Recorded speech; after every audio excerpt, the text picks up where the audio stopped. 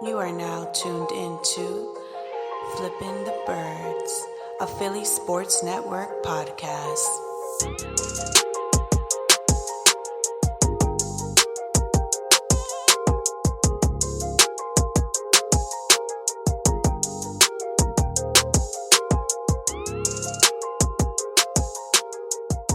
What's going on, Eagles fans? Welcome all to episode 8 of Flipping the Birds. I'm Brian Cameron alongside Chris Infante. How you feeling, brother?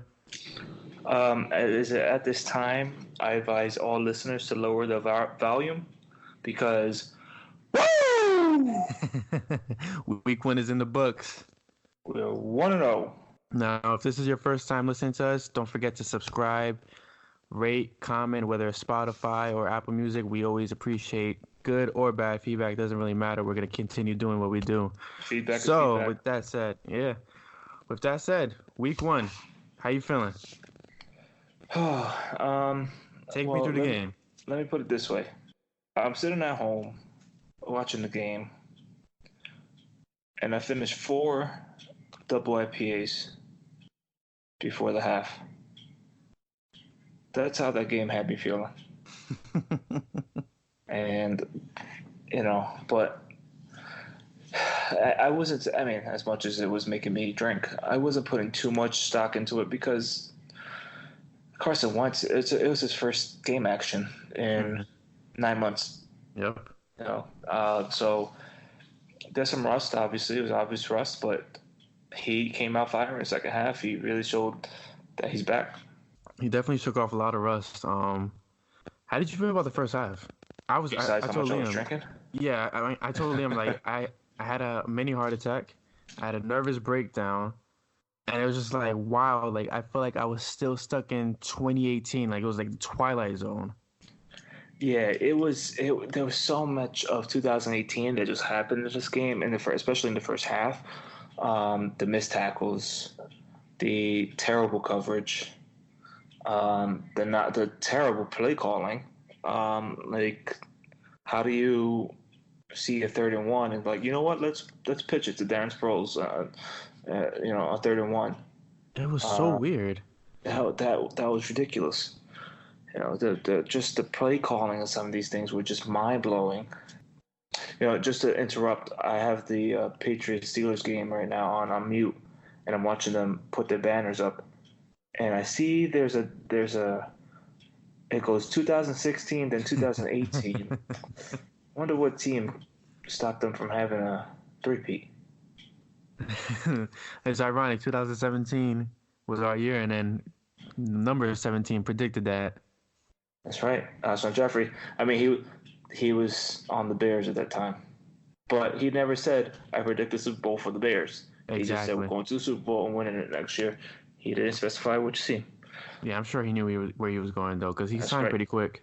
But anyways, yeah, like the whole play calling, just on both sides of the ball, was very, very skeptical. But like they do what they always do. They make the halftime adjustments. They do it every game. Mm-hmm. They make them probably bet the best in the whole league. So even being down 20-7, I wasn't too worried about it. I started getting my worries in like mid 3rd quarter of start of 4th quarter, because when you're down 20-7, it's only a 2-score game. Yeah, exactly. You saw the Redskins did that pretty quickly. Case Keenum came out like he was so angry at the Eagles for what they did to him in that NFC Championship game. And he was sitting in a clean pocket for a lot of the game, which is very, very surprising. But he looked exactly like Minnesota had looked in that first game in the playoffs against the Eagles, where he was just firing off on all cylinders. Right. He was looking real good to like no-name receivers. To Terry McLaurin, a rookie. That kid Trey is fast, Quinn man. only was on the field for 3 games last year.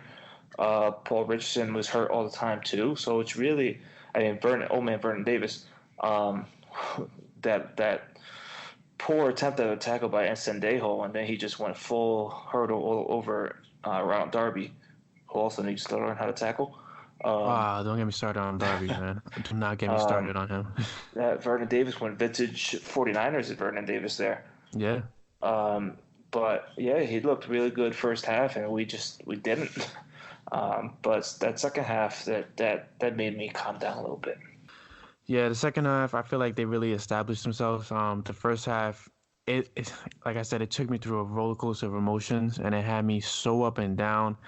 What really threw me off was Darren Sproles taking majority of the snaps at running back and taking majority of the carries as well. I feel like if they really want to set the tone with the running game, they should have started with Jordan Howard, and which Thomas kind of wrestled it out of me. Shout out to Thomas, who's a member of our PSN team as well.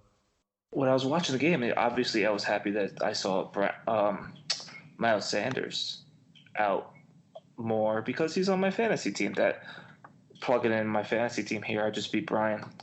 Yeah, I lost Tyreek Hill and Mike Williams. Let's clarify. I lost two wide receivers. Loss is a But loss. you beat me by like two, I think it was. Okay. When you look at the standings tomorrow, Tuesday morning, is it gonna say 1-0 but only beat by 2 points? It's gonna have a little asterisk right next to it. That's what it's gonna do. But I was very like Darren Sproles came out of semi-retirement. Like he wasn't even retired, but he didn't even know he was gonna play in May, and then he comes out as RB1. And it then makes me a Miles little Sanders, fearful too. like Yeah. that was crazy.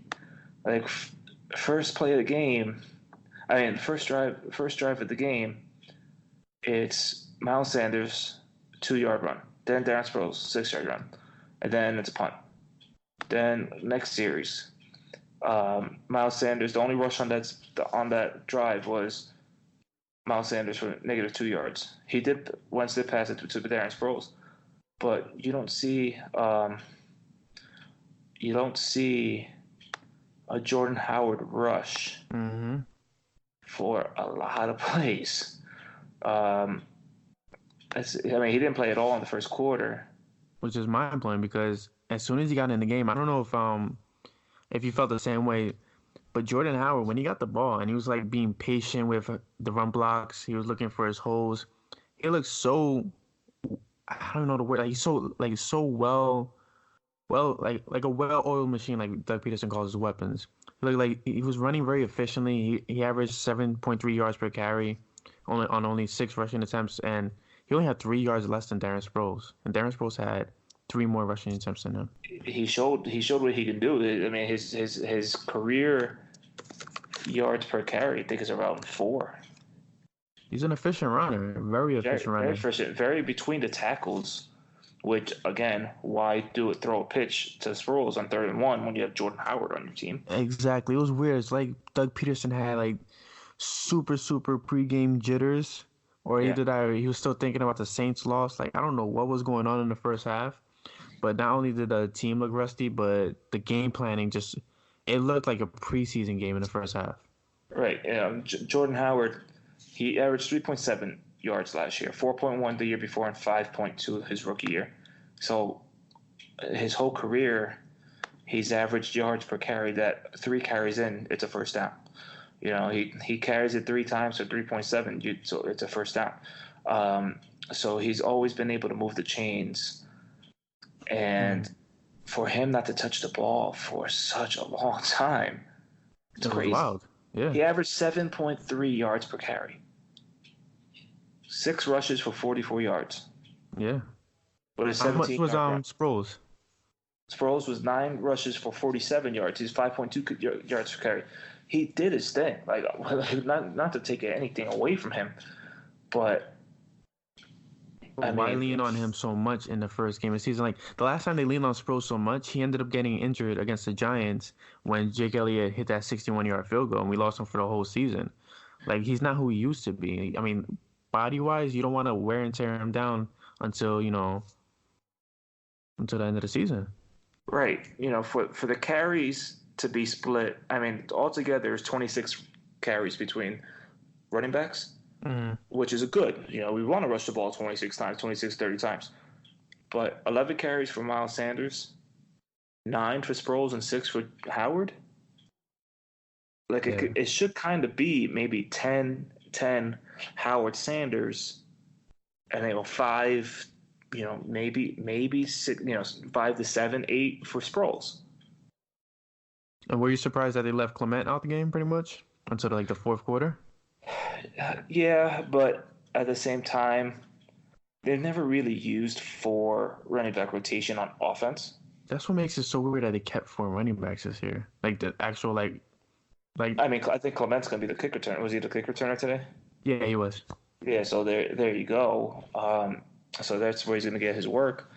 I mean, he had enough work today with the Redskins scoring so much more than anticipated. Mm-hmm. But I think that's where he's going to get his bread and butter this year, unless there's an injury. But it's just, I think the game plan next week definitely needs to be more Jordan Howard. Yeah, it has to be definitely more efficient. I mean, I was talking to Thomas and Liam on the live stream, and I believe the Eagles really had to set the tone with the run game against the Falcons because you got to keep Julio Jones off the field. My opinion is that the Eagles have never really had luck against Jones. They've had luck against the Falcons, but Julio Jones has always ran all over the Eagles without a problem. And we don't have the Julio Jones killer right now. He's injured. Jalen Mills. Yeah, Jalen Mills knows how to guard that Julio Jones in the red zone. So outside the running game, is there any other positional group that really stood out to you in a positive way? That's a positive takeaway you could take from this game. I think for me, it was the offensive line because in the second half they were just making holes and holes and holes. They were taking out everyone. I can't really say anybody on defense because that defensive line was getting no pressure. Yeah, it was a little weird. For a line that people like I saw a lot of over-under Eagles 6 sacks. Over-under 3 interceptions and this and that. There was so much expectation for this defensive line to just eat up an offensive line that was starting Donald Penn and Eric Flowers on the same side as Derek Barnett. And I know Tim Jernigan had his, I'm sure he felt good with that sack. Oh yeah, that was a hell of a sack. Yeah, to show that he's healthy too. Yeah. His back is healthy to really come out and set the tone. I know Fletch was getting in the backfield. Like the first snap of the game, Fletcher's first step was like he showed that it was like he never had a foot injury. His first step, he timed that thing so perfectly. He was in the backfield as soon as the ball snapped. But I don't know if you saw, but ESPN had their next gen stats out from the early games, and I know I'm not. I said I'm not complimenting the defensive line or the offensive line, but they came out with the next gen stats from all the early games, and the most quarterback pressures from the early slate. Out of the top 5, 3 of them were Eagles. Derek Barnett had 8 quarterback pressures. Fletch had 7, and Graham had 6. Barnett and Graham looked really healthy coming off the line. I mean, they looked like they were on a tear, and Graham's energy was like unmatched by anybody on the defensive side. Like he was literally all over the place. Yeah, Graham was really reading plays well. He had a nice play where they were trying to do a reversal, and Graham just sniffed that the whole way. Yeah. And he's a savvy veteran. He knows those things. He knows when those things are coming. But yeah, like I was saying before, the offensive line really showed that when they're all healthy. And Brandon Brooks, even though he was on the pitch count, he showed that he's a monster. He has an Achilles of God. He came back from Achilles tear in January, 8 months ago. Legit. He's over 300 pounds, and for a guy that size to come back from an Achilles tear to start in week 1, that's insane. Yeah, the O-line looked really good. I mean, in the second half, they settled down. I think my positive takeaway would be just how efficient and comfortable Carson looked in the second half opposed to the first half. The first half to me, I'm going to leave it as a blur because I don't even want to think about the first half. But in the second half, he was doing everything that Eagle fans have been hoping that he would do. He looked. I don't want to say he looked more like 2017 Carson, but he looked like a very matured, a very well seasoned vet right now. I don't know if you saw the replay when he threw it deep to Deshaun for the second touchdown pass. When Aguilar was kind of running in the middle, and I think Alshon was running on the left side. He looked off the safety towards Aguilar, and he threw a perfect ball to Deshaun. And to me, that was just more of a very well poised Carson Wentz. Yeah, he really, like, I think it was one of the first games I've ever seen him just let things happen for him. And he didn't have, like we were saying last week with Gail, he didn't have to be Superman. Exactly. He was down 20-7 at halftime, but he didn't panic. He didn't try and extend plays more than he should have. I think he had one little run up the middle for a yard. Maybe he just got back to the line when things broke down, but that was really it. He let things happen, and he leaned on his running game a lot in the second half, which is great, even though they were down going into it. But those running backs were just carving them up because the offensive line was just opening up everything. Mm-hmm. And he let things happen, and that's what he's going to have to do next week again when he faces Deion Jones and Keanu Neal. Those guys, even though they lost to the Vikings, the Falcons did, and I hate saying that because I picked up the win. Wait, they lost to the who? Can you repeat that one more time? Yeah. I'm just saying it once. You're gonna have to rewind the podcast if you want to hear it again. They still have a pretty. They got. I don't want to say a pretty good defense. They got some good players on that defense. Not overall, but you still, no matter what defense you're playing, I think the Redskins defense are better than the Falcons. Mm-hmm. Especially the defensive line and the Redskins is literally no joke. I was just about to say that the defensive line of the Redskins, they are definitely a top 5 line in the whole league. But to interrupt you real quick, speaking of the defensive line of the Redskins, Ryan Kerrigan, you didn't hear his name once at all. I saw him in the backfield a lot. It just wasn't really he didn't really make plays. He only had 2. I think if I'm not mistaken, I believe it was 2 QB hits, but it wasn't for anything worth really talking about. Yeah, I mean, he's always been an Eagles killer, mm-hmm. And I think that just for him to not really make some noise, that's just credit to the Eagles offensive line for really, and Lane Johnson. Yeah, I'm looking up the stats right now. All he did was he only had 1 tackle, and it was an assisted tackle. That was it. Yeah. The offensive line really held Carson Wentz down. I think he only got sacked 1 time, and he never felt. I mean, he never looked uncomfortable in the pocket, which is a huge benefit in my opinion. I do believe in the first half he was kind of overthinking the reads. He was holding the ball a little bit too long in the first half, but in the second half, I feel like he just opened up. Doug let him loose finally. Carson was just on the run doing his thing. And it was phenomenal to see Carson and Deshaun Jackson finally in live play. Yeah, that's beautiful to see. That's huge, man. It's huge. 2 touchdowns for D-Jack. 2 for Alshon as well. 2 for Alshon. And hopefully tomorrow they give Wentz that credit for that touchdown. Well, in your case, you shouldn't hope for that because if that's the case, then I beat you. What? Wait, hold on. Carson's my quarterback. Yeah, I know. So let's look at this. So if Wentz gets the touchdown tomorrow, that's an extra 6 points, isn't it?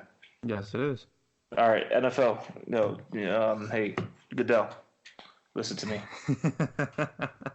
We can live without that 1 touchdown. It's okay. No, it needs to be fixed. No. Right. Give Jeffrey a rushing. It's all right. Call a spade a spade. It needs to be fixed. That's good. That's cool. It's fine.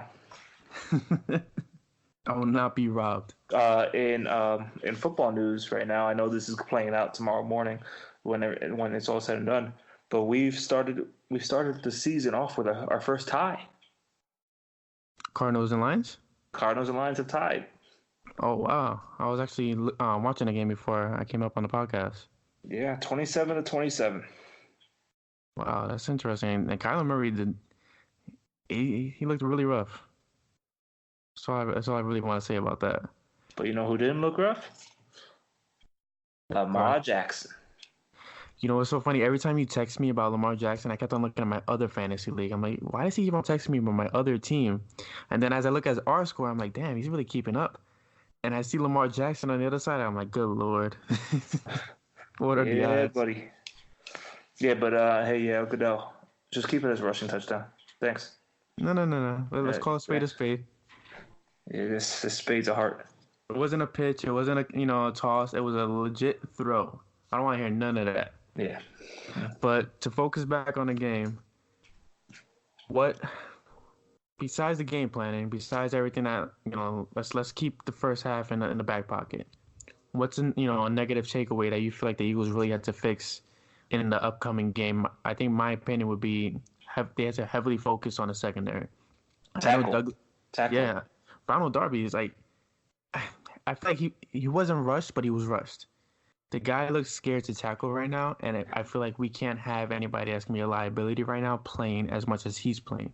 We have a healthy Sidney, we have a healthy Razul, we have a healthy Avante Maddox. Like, let's go with, the young guys until Darby's 100%. I don't want I feel like the risk and a lot with having him out there. He missed the Vernon Davis tackle, and in one of the runs, he looked like he was scared to tackle guys. Yeah, but if you don't rely on Ronald Darby right now, I mean, he had that. He needs to learn how to catch too because he had that interception bounce right off his chest. Yeah. But if you're not having him play as much right now, you saw what Sewell did today. It didn't look too good. Avante Maddox looked like a little rusty too.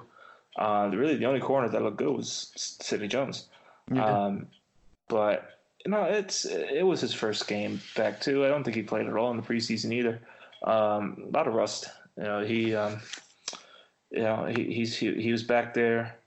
I think he'll be fine. They just need to this whole damn week just practice tackling. Just tackle and tackle and tackle because we cannot do that. What they did today against Julio Jones, against Mohamed Sanu, against Devontae Freeman. You can't do that. I mean, Devontae Freeman wasn't even their top rusher today. It was that other guy, Ish something. Ito Smith. Yeah, I was about to say Ish Smith. I think he's a basketball player. Yeah, he used to be on the Sixers. Yeah. So you can't do that next week. But they rebounded. They did. But I think, you can't really say the defensive line needs to work on getting back, more pressure on the offensive line because there's also only so much you can practice that. You just got to hit the sled. You got to work on your techniques. You got to work on your gaps in practice, but you don't know what the offensive line is going to really do into game. But you can work on your techniques. You can work on your spin moves, your power rushes, your swim moves. But these corners, they need to really just wrap up. So, in staying with the corners, I'm not gonna let your tweet go unnoticed. I saw your tweet about Xavier Howard. The Dolphins having a fire sale. You think it's even a consideration on how he's mine? Because he was very set in his ways when it came to the cornerback position this offseason. I mean, I really only put that just to be a little, No, but I like it. I agree with it. I mean, it would be a hell of a move because he just signed an extension. Yeah, I mean, if Howie offer them a 7th-round pick, see what happens. But I mean, you're really looking at the defense. I mean, they got our old buddy Eric Rowe there. No thanks. I mean, they really got no one that we would want outside of Xavier Howard. And I think it's the first time ever that I see that no player wants to play for their organization. This is wild. Yeah, it's crazy. 59-10. Yeah, I mean, it was to our benefit, right? We both had Lamar Jackson in different leagues. So it worked out at the end. I mean, if we need a running back help, I say Kenyon Drake, but Xavier Howard. All right, Howie, listen. Just offer a conditional fifth. That's it. Good. We don't know if Bill's coming back healthy. We don't know if LeBlanc's coming back out healthy. Sorry, LJ. You know, you saw, what the corners did today. Mm-hmm. Put in a call and say, listen, you get to see Howard again in Miami in February. He could come by and say hi. We'll go to I'll be all on board for that move. I mean, they would be able to see Howard a little earlier than that when they play in December in Miami. But you say, all right, listen, come up to Philly. I'll treat you to all the Philly cheesesteaks you want. Send you a 5th round pick, conditional. We can move up to a 4th. And then we got him. Doesn't hurt. So outside of the Dolphins fire sale, we discussed our takeaways from the game. It was a nerve-wracking game, to say the least. What are your expectations next week against Atlanta? Like, what do you feel we need to do versus what we're actually going to do? Well, they're gonna be playing pretty angry next week. They just got beat down 28-12 in a game that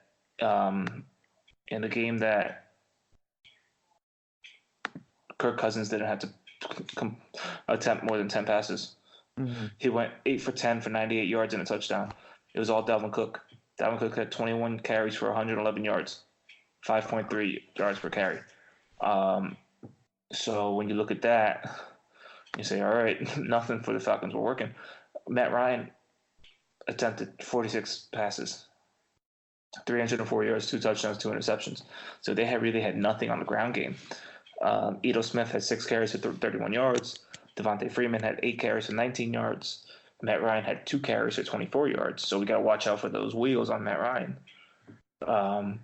But Julio Jones only had 6 receptions for 31 yards. Which means next week is going to be his rebound. Next week he's going for 300. Yeah, pretty much. That's literally what that means. He got his touchdown. Like, when was the last time he had a week 1 touchdown? I think never. I mean, he went weeks without a touchdown. But for him to only get 31 yards receiving, I mean, the Minnesota secondary is pretty damn good. Mm-hmm. And Eagles secondary is not as good as their secondary.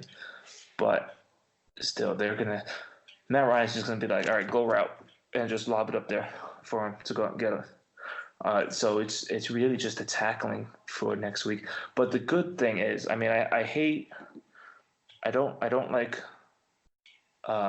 celebrating injury, which I'm not here, but the Falcons drafted Chris Lindstrom to be their center, and he's a really good player in college. But today he fractured his foot in the game against the Vikings, so they're not going to have at center next week. So that offensive line, again, like last year, pretty banged up. What if they signed Wiz? What are the odds? Like, hey, you know what? Hey, Falcons, listen. Sign Wiz. He snaps the ball so great. You won't have to worry about it. Don't worry about it. You got it. All right, don't Wiz. Have fun being a Falcon. That would be a very interesting move, and it'll be something to really look forward to seeing as an Eagles fan. I'm pretty sure Wiz will love it just to kind of stick it to the Eagles if they could pull off the win. But as we said in our season predictions, we don't see the Falcons beating the Eagles right now. And as much as the Falcons are going to play angry, I think the Eagles will run angry. I think Doug Peterson, knowing how he is, knowing how the 2017 season when the running game wasn't working, the running backs were complaining, he really set the tone with focusing solely on the running plays. And I think that's what's going to happen in week 2, where he's focusing on the running game. He's focusing on how to make sure Jordan Howard's efficient, how to make sure Miles Sanders is efficient, how to keep Darren Sproles fresh. So I think the running game is going to be a huge focus coming into next week. Yeah, I think that definitely. But at the same time, more than 39? Because the Falcons' corners aren't great. I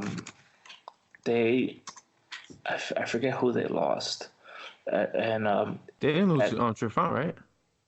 I think so.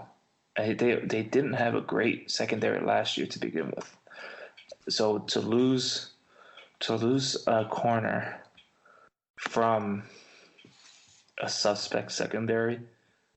I mean, I think they might have drafted someone. I don't know. I don't really keep up with them. I mean, last year their passing defense was 27th in the league, and they lost cornerback Robert Alford and Brian Poole.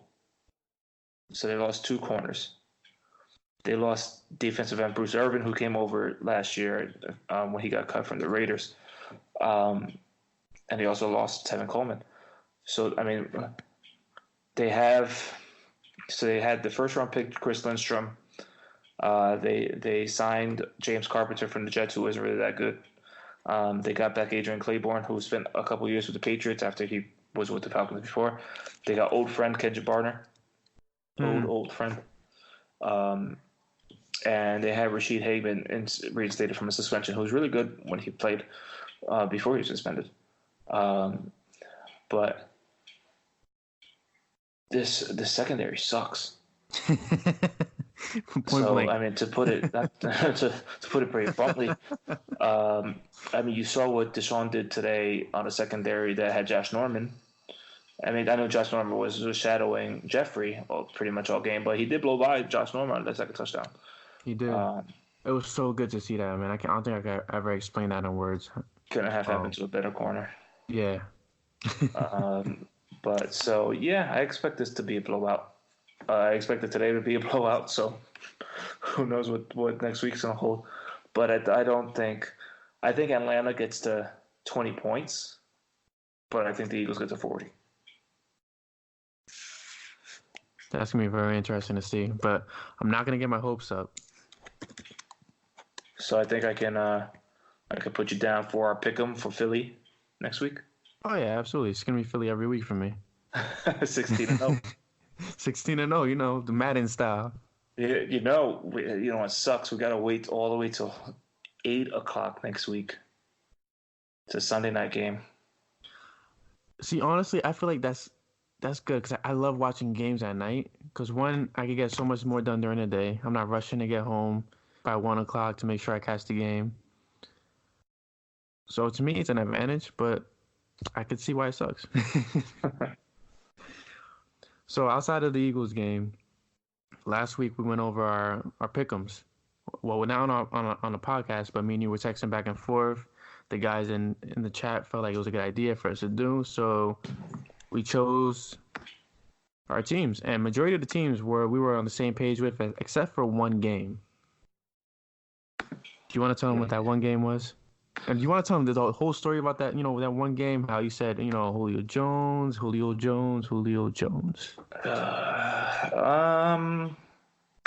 right, so you're a game up on me. I think going into tonight, we both have the Pats tonight, and obviously we're going to know who won. Everybody's going to know who won once this podcast comes out.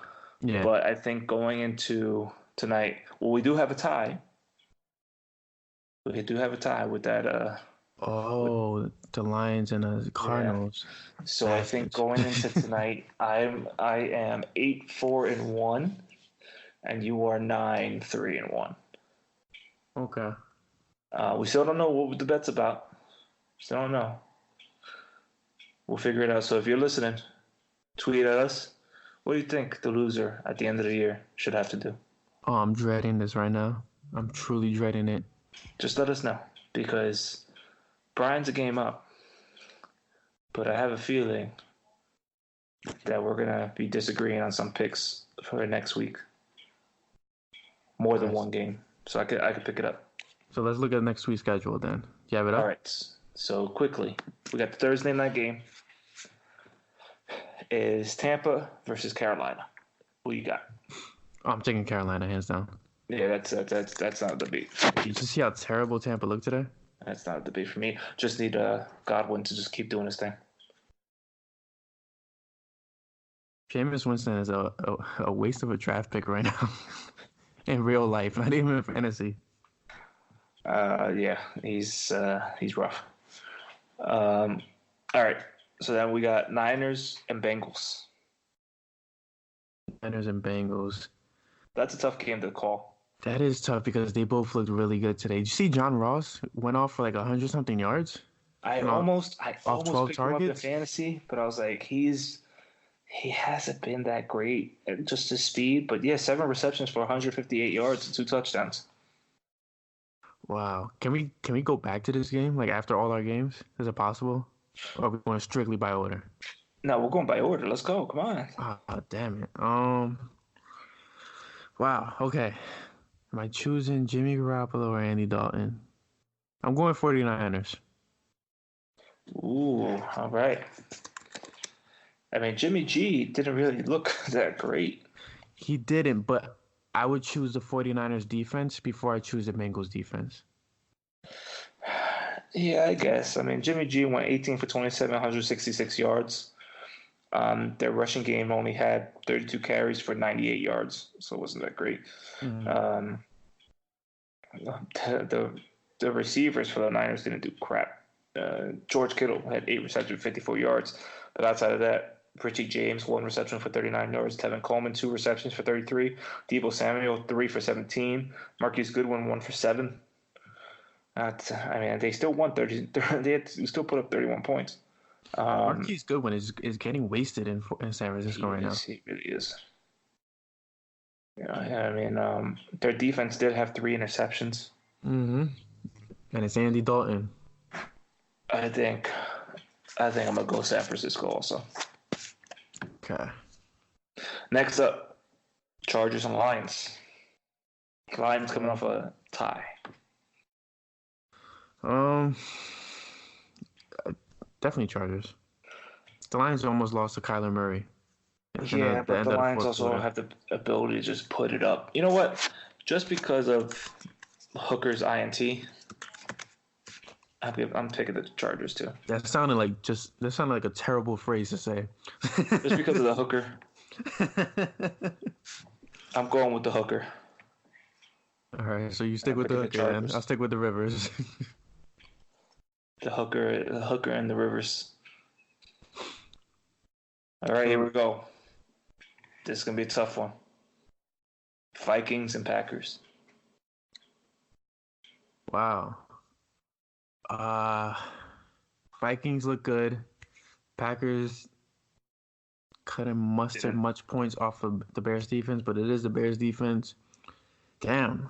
Why are you doing this to me? Minnesota ain't no slouch either. Yeah. Damn, do I go Minnesota 2 weeks in a row? Going with Kirk Cousins 2 weeks in a row. That's kind of ballsy, right? What you got? Kirk Cousins has better receivers. He's got the running game. I'm going Minnesota just because how they looked. And this is where I gain my game back. Green Bay, baby. Go Pack, go. I just think, Rivers, he's not gonna let that offense be. I mean, he's gonna look at Matt LaFleur and be like, "Listen, you had your chance. I caught on plays." Rivers, you mean Rodgers, right? Rodgers, yeah. Oh, you scared me. I was lost for a second. Rodgers. He's gonna look at LaFleur and be like, "Listen, you had your chance, man. You had your chance to bring me in, but you know what? Just coach the young guys. I can coach myself." It's my team now. He's gonna play call. He's gonna be offensive coordinator next week, and Devontae Adams is gonna go off to whoever. And BSN's facing me next week. Watch out, because I got Devontae Adams. All right. So who's the next game? Let's keep moving. Who's the next game? We got Colts and Titans.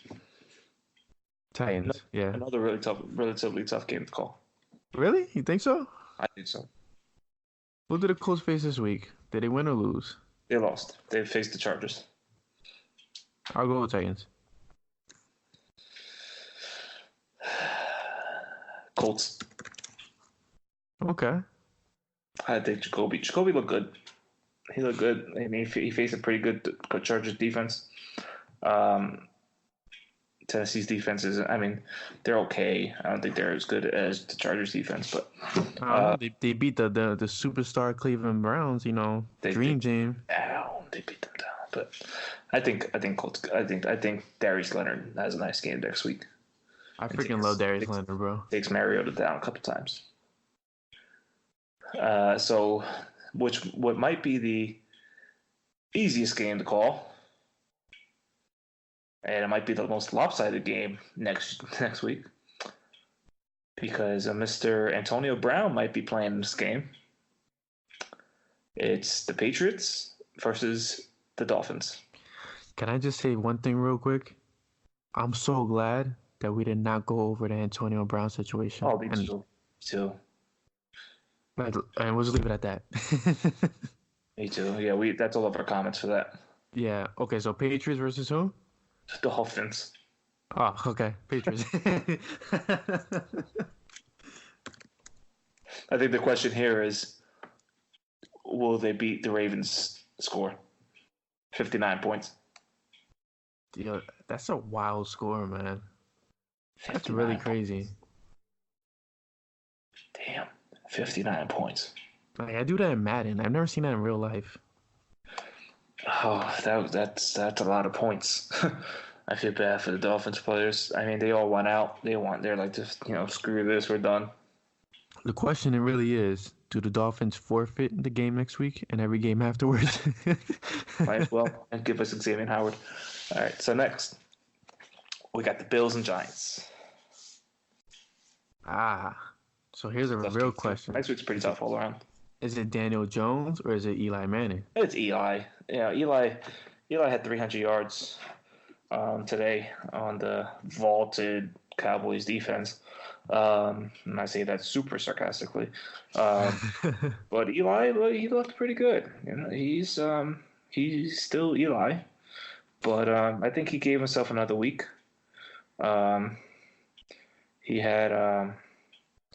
He went 30 for 44 for 306 yards and a touchdown.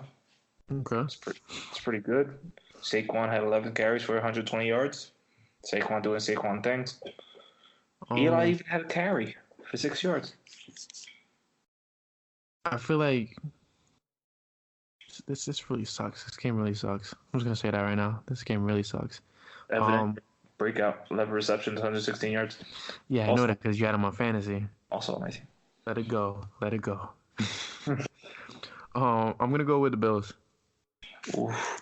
The Bills. They did have a nice comeback win against the Jets today. They did. I'm going with New York. Which one? and I mean the Bills, because they are the only New York team in this matchup. So next week, another tough one. Here we go, another tough one. Seahawks and Steelers. Oof. Yeah. They couldn't make the matchups easy this week. Yeah, next week's rough all around. So the Seahawks put up 21 on the Bengals. Russell Wilson, 14 of 20, 196 yards, 2 touchdowns. Running game, Chris Carson, 15 carries, 46 yards. DK Metcalf, 4 receptions, 89 yards, but no touchdown. Damn. I'm not even watching the game right now. How the Steelers looking? I think they're down 7-0. But is it like a 7-0 where they look well? I'm gonna go with Seattle because you never want to bet against Russell Wilson unless he's playing the Eagles. You going with Seattle? Yeah, I'll go with Seattle. That's 3 games we disagree. Go on Pittsburgh. You're really going to Pittsburgh? Yep. Wow. I feel like you're just being ballsy at this point. No, Seattle got no defense other than David Clowney. And Bobby Wagner. Yeah, okay, so they got to cover Juju? Okay, you got a point there. Is it too late for me to switch? Hold on, wait, time. You didn't move on yet. I'm switching to Pittsburgh. Just because they got Juju. All right. So we only disagree on 2 so far. All right, so This one I think we're going to disagree on. Cowboys, Redskins. What do you mean? You're not going with Redskins, are you? Who are you picking?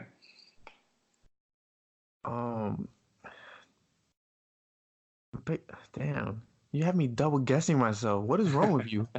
You're like the opposite of Yoda, like a giant version of Yoda. Damn. Redskins, Cowboys. Case Keenum, Dak Prescott, both the same damn player. Ezekiel Elliott, Darius Geis. I'll go Cowboys. They have a better receiving core. They have a better running back and a better offensive line. I think they can withstand the defensive line of the Redskins. So you're going Cowboys? Yeah, I'll go Cowboys. I'm going the team in Washington. See, this is what I think. Prescott just tore up a terrible secondary. Okay. In the Giants, and now people are singing his praises. Watch the Redskins' defensive front. I know you just said like the Cowboys, they have the offensive line obviously, and the Eagles' offensive line is better, but that defensive front was relentless on the Redskins, and I think they will definitely make Dak's day harder next week. And I think it's going to be a closer game. Like they're not going to be able to throw 40 up on the Redskins like the Eagles almost did today. Mm-hmm. They should have, because that Miles Sanders. Freaking JJ, bro! Freaking JJ. that wasn't even a hold. It wasn't. It was Josh Norman acting like Chris Paul. That's all it was. That it should have been 39 points right there. Oh. But no, actually, no. It was we were at 29 right there. That was 29. So it should have been 36. Yeah. Because they kicked the field goal. But I think the Redskins. I think it would behoove. SAT words. I think it would behoove Jake Gruden to make sure Peterson is active next week, because that running game wasn't doing anything today without him. Non-existent. I think Geis had 12 carries for 18 yards. He looked good in the first quarter, and then he just kept going backwards. I think he will wake up. Jake Gruden will, and see that his best offense is Adrian Peterson, and I think they will squeak out a 20-17 win next week. Okay. Funny thing about Jay Gruden and Adrian Peterson is that Gruden never wanted Peterson signed on the team to begin with. That was an organizational move. So that's a little tidbit for that. Yeah. All right, another easy one. Cardinals, Ravens. Oh, Ravens. Yeah, Lamar Jackson's going to have another game. Yeah. He looks really good this year. So I think this wasn't easy at the start of the day today, but after things happened, I think it's gotten easier. Jacksonville versus Houston. Houston. No Nick Foles. If no Foles, no win. Sorry, Texans win. Gardner, Minshew, whatever. Not gonna do it against JJ Watt. That's all you gotta say. Leave it there. Yeah. Chiefs, Raiders. Chiefs. Yep. 2 Grudens go down in my picks.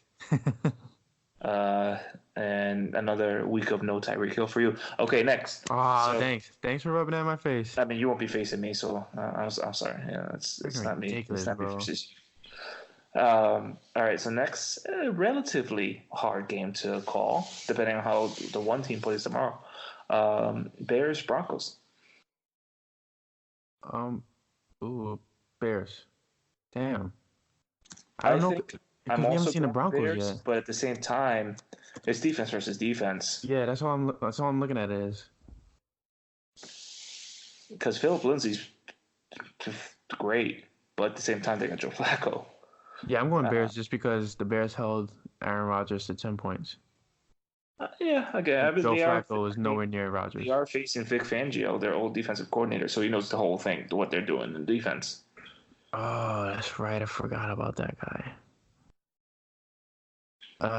No, I'm still going Bears. Me too. All right, Yeah. so You're trying to sucker me. I know what you're doing now. I'm here's catching a on. potential NFC divisional round preview. I'm not gonna say championship game preview because the Eagles will be in this. Saints Rams. Hey, wait, did the Saints play today? They play tomorrow. Oh, it's a doubleheader tomorrow? Yeah. Oh, okay. Um, I'll go Saints. I think I'm leaning towards that too. I mean, I kind of want to. I wish they played already, so I could Yeah. see how they played. But the Rams, I hate betting against Aaron Donald, against any offensive line other than our own, because Jason Kelsey can handle them. Um, but and because the Rams still got Marcus Peters back there, they still got Talib. you know, they still got a great secondary to match up with Michael Thomas and Alvin Kamara. But if they play the same way that they played today against the Saints, they're losing. Yeah, I'll go Saints. All right. Sunday night's Philly, Atlanta. So you're going to Atlanta, all right? What? Hold you there. So last game of next week, Cleveland versus the Jets. So I just want to put this out there real quick. So during the game, right, in the first half, it really it throws me off because a lot of people talk a lot of nonsense about Eagles fans, saying that we're bad, we're this and a third. And granted, there's a lot of bad Eagles fans, but there's a lot of good ones. Like that. Sorry to interrupt, but like that fan that went after Mike Scott today. Grow up. Pure stupid move. Like I don't get why would you do that if he's a Sixer. Like let him root for his his football team. He's a Sixer at the end of the day. Like he still plays for us. But back to my thing, I'm very humble when it comes to football. I don't brag. I don't boast. I keep it as is. I keep it level-headed. I'll compliment your team. At the same time, you know who my team is. So during the game, a friend of mine texted me. He's a Jets fan, and he's raving, saying, "Yeah, Eagles are gonna go 5-11 after this, and after they're losing, blah blah blah." And Eagles come back, they win, and I'm looking at ESPN as I'm texting him, and the Jets lost to the Bills. So moral of the story is, if you're a Jets fan, one, you're already wearing the wrong green. Two, you're a Jets fan.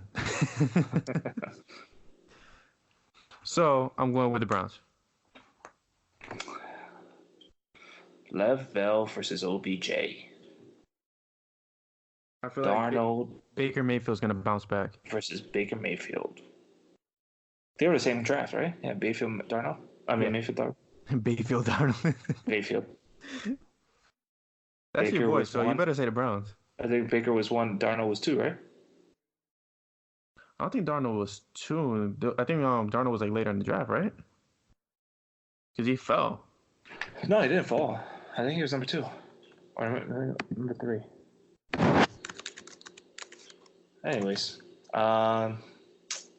Stop acting like you're going to pick the Jets. I feel like he was drafted 3rd. Okay. I feel like the Jets suck. But the Browns are very overrated. Oh, very, very overrated. I want to pick the Jets, but I just don't think they have the offensive firepower that the Browns do. The Browns are their whole 13 points today, I think. But I think the Jets didn't really do much on offensively other than Lev Bell today because that one touchdown I think was a pick 6, right? Mm-hmm. Yeah, because you had the Jets defense today. Yep. And you had a pick 6 against me, so yeah, I'll go Browns. Okay. So that's the whole game slate then. So we disagree on 2 games. So I could be either still, if I go 1-1 next week, I'm against you. I'm still 1 game behind you. I could be 3 games behind you, or I could be 1 game up. Okay, we'll see. Yeah, a very interesting week 2. So now that we've gone over the Eagles' very emotional win, they're going into week 2 to face the Atlanta Falcons. You guys already know how we feel about it. We've told you guys what our keys to an Eagles win would be. Chris feels like it's gonna be a blowout, which I'm hoping he's right, because I would love to see an Eagles blowout. I'm looking for them to go on that same kind of run that they went on in 2017 when they even blew out the Denver Broncos at the time. So other than that, Chris, is there anything else you feel like we should cover today? I think we need to tell the Eagles to stop letting us go into cardiac arrest so early in the game. I'm getting up there in age, man. I'm 30. My heart can't handle this. I do want to send a special shout out to Sean. Sean is a person who commented. For those of you who haven't read yet, we sent out an article yesterday that's called "The Journey of an Eagles Fan," and me, Brian, Liam, and Thomas wrote our story about how we became Eagles fans, and we invite you to tell us how you became Eagles fans. And Sean, who apparently sounds like he is 80 years old, he left a comment saying, "This is the lamest shit I've ever read. What you're saying is you guys have only known the Eagles through the good times. You don't know about Rodney Peete. You didn't experience Jerome dying, Randall's knee, drafting Mike Mamula. You guys were fans when Donovan was a top 5 QB, and we were in contention every year. I hope this would be a great article by passionate guys who are yelling at the TV with their grandpop at 5 years old."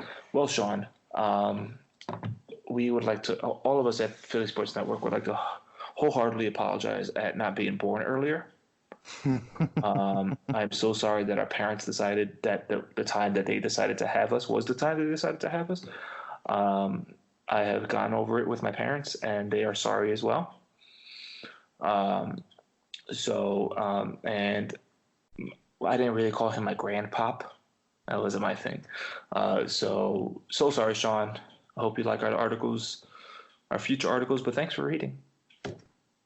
Yes, thank you so much. And on behalf of Flipping the Birds, take the title for what it is. That's right. So outside of that, guys, thank you so much for tuning in today. Again, don't forget, subscribe, like, comment, rate, give us everything you have, Eagles fans. Good feedback, bad feedback, we're all here for it. We could take it. We got tough skin.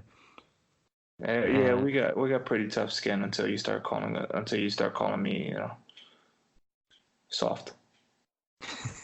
Then I'll get a little angry. But that's it. Yeah, so thank you everyone for listening. I appreciate it. We're 1-0 on our way to 2-0. Bring on the Falcons. And we'll talk to you guys next week. Go Birds. Go Birds.